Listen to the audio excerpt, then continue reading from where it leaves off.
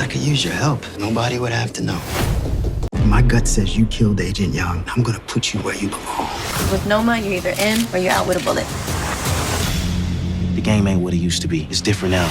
You're out your league. What if I brought you more business? I'll give you 24 hours. Question is, who shot me? It wasn't me. That motherfucker's gonna die. What up, what up? Welcome back to the channel. I'm J and we are locked in. This is what's next for Power Book 2 Ghost, Season 4, Episode 2.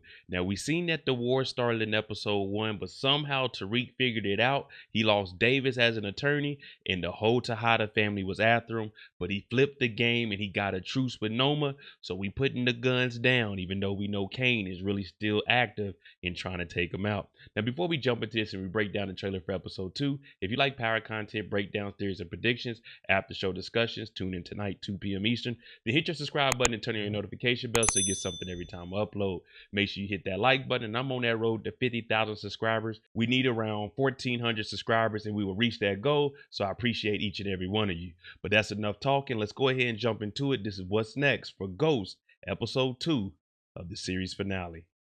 At the end of Episode 1, we seen Don Carter. Now, he was in there repenting, telling the Lord, forgive him for all of his sins, and he ends up running into Junior's mom. Now, Junior was unalived in the first episode.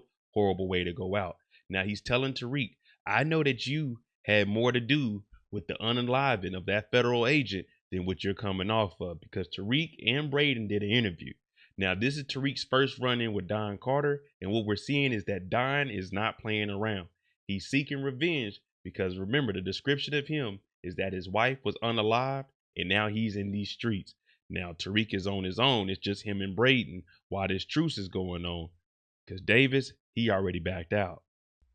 For Don Carter, we don't really need to go into too much depth because we don't know about his character as of right now, besides his wife was unalived. But him approaching Tariq and promising pies, yeah, I'm going to go ahead and get this revenge for your son. He ain't going to be giving up. Now, I know a lot of people been hitting me up saying, Mo, maybe Don is crooked.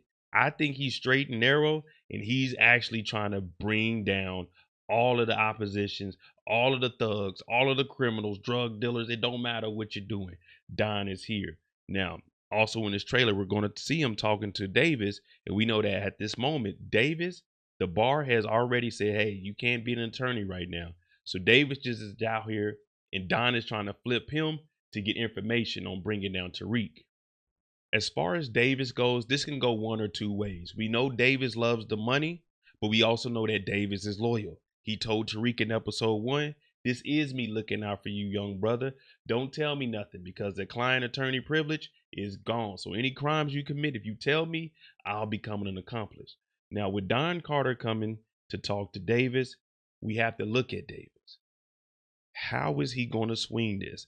Is he going to stay legit and go ahead and give Don Carter some information and potentially lose out on all of his clients, the Tejadas, even though they're not with him, with Tariq?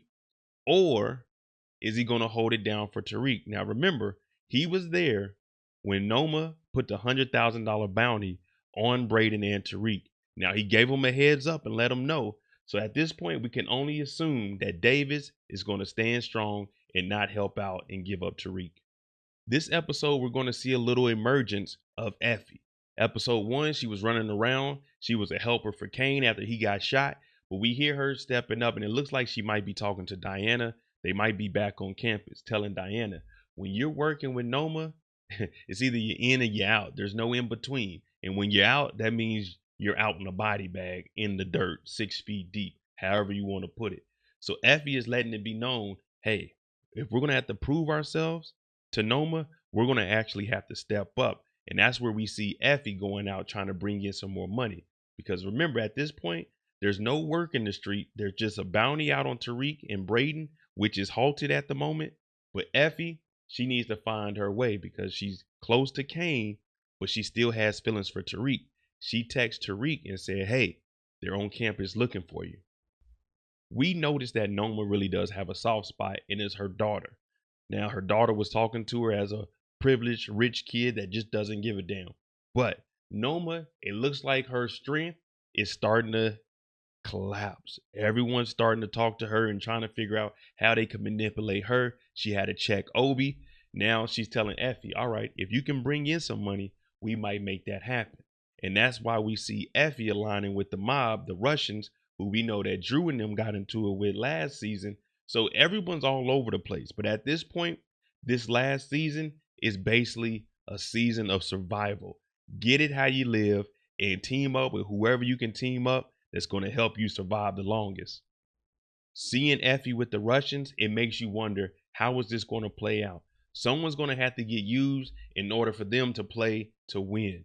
Now, the Russians, they already are iffy because they know that some black folk came in there and unalived some of their members, the son and his friend. So at this point, he's probably wondering, okay, what do you mean you can work with me? Now, if she can swing this sales pitch, hey, I work with Noma. She's the biggest arms dealer in Europe. She's the biggest drug dealer here in New York. We can get you the better prices. You know, hey, we apologize for what happened.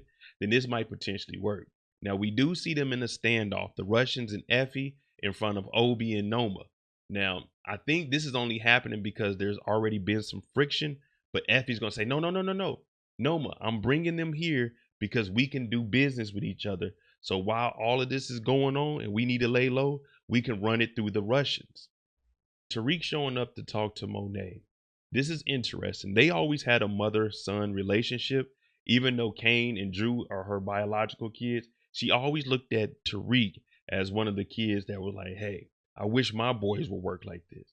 Now, Kane does mention to Monet that the game ain't the same, but we'll get to that because right now she's talking to Tariq. Even though he's not her son, as I mentioned, she knows she can get some real information because Tariq is actually out in the streets with it. So she's asking, who shot me? Did you do it, Tariq? And Tariq is declining it. So, of course, we know that, you know, his mother, Tasha, did it. But he's not going to tell Monet anything because at this point, remember, he has Drew and Diana in his back pocket because if he tells Kane that they were the ones to get Monet shot at, they know Kane is going to go after both of them.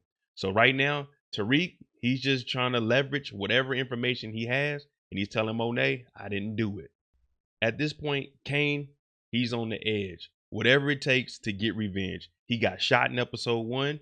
He went over to the Weston house, whooped on Trace, trying to find Brayden, only for Noma to put $100,000 bounty out there and telling him to stand down. So when he's talking to Monet and telling her the game has changed and she's been in the hospital, he's basically saying, listen, I done bossed up. I'm really doing things for Noma. So you just need to lay low and let me handle all of this. But Monet talking to Tariq because she doesn't know, did her kids do this? Because they already kind of disowned her. We see that Diana is getting warm to her again, but they were all mad about Poppy ended up being dead. With everything that's been going on, they've been pointing fingers at Monet.